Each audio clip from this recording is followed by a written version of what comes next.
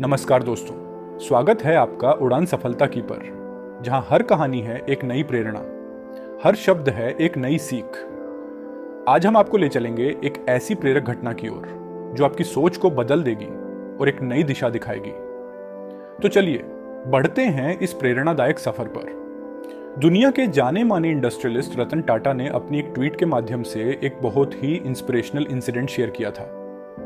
आज मैं उसी ट्वीट का हिंदी अनुवाद आपसे शेयर कर रहा हूं। जर्मनी एक हाईली इंडस्ट्रियलाइज्ड देश है। ऐसे देश में बहुत से लोग सोचेंगे कि वहां के लोग बड़ी लग्जूरियस लाइफ जीते होंगे।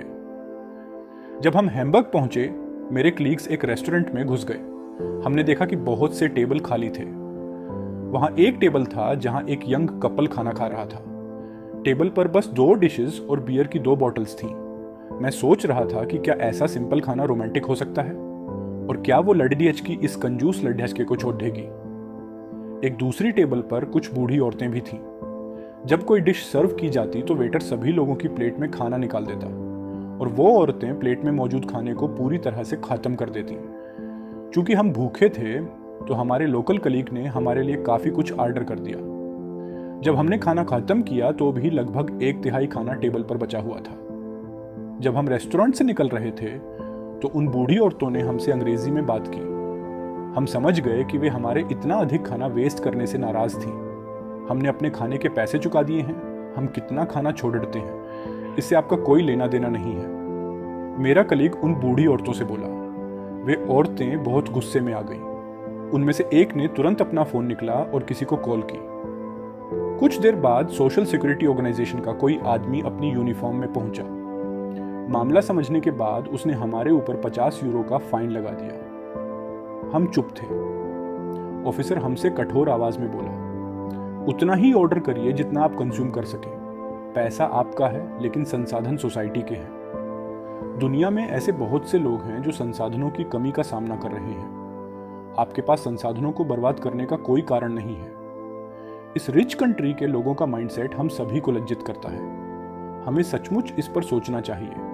हम ऐसे देश से हैं जो संसाधनों में बहुत समृद्ध नहीं है। शर्मिंदगी से बचने के लिए हम बहुत अधिक मात्रा में ऑर्डर कर देते हैं और दूसरों को ट्रीट देने में बहुत सा फूड वेस्ट कर देते हैं। द लेसन इज, अपनी खराब आदतों को बदलने के बारे में गंभीरता से सोचें। एक्सपेक्टिंग एक्नॉलेजमेंट कि आप ये मैसेज पढ़ें और अपने कॉन्टैक्ट्स को फॉरवर्ड करें। Very true. Money is yours but resources belong to the society. पैसा आपका है, लेकिन संसाधन समाज के हैं। दोस्तों, कोई देश महान तब बनता है जब उसके नागरिक महान बनते हैं। और महान बनना सिर्फ बड़ी बड़ी अचीवमेंट्स हासिल करना नहीं है। महान बनना हर वो छोटे छोटे काम करना है जिससे देश मजबूत बनता है, आगे बढ़ता है। खाने की बर्बादी रोकना, पानी को वेस्ट होने से बचाना, बिजली को बेकार ना करना, ये छोटे छोटे कदम हैं जो देश को मजबूत बनाते हैं। आइए रतन टाटा जी द्वारा शेयर किए गए इस इंस्पिरेशनल इंसिडेंट से हम एक सबक लें और अपने अपने स्तर पर देश के बहुमूल्य रिसोर्सेज को बर्बाद होने से बचाएं। और ये बात हमेशा याद रखें कि भले पैसा हमारा है, पर संसाधन देश के हैं। दोस्तों, अगर यह कहानी आपको पसंद आई हो तो इसे लाइक करें, शेयर करें और चैनल उड़ान सफलता की को सब्सक्राइब करना न भूलें।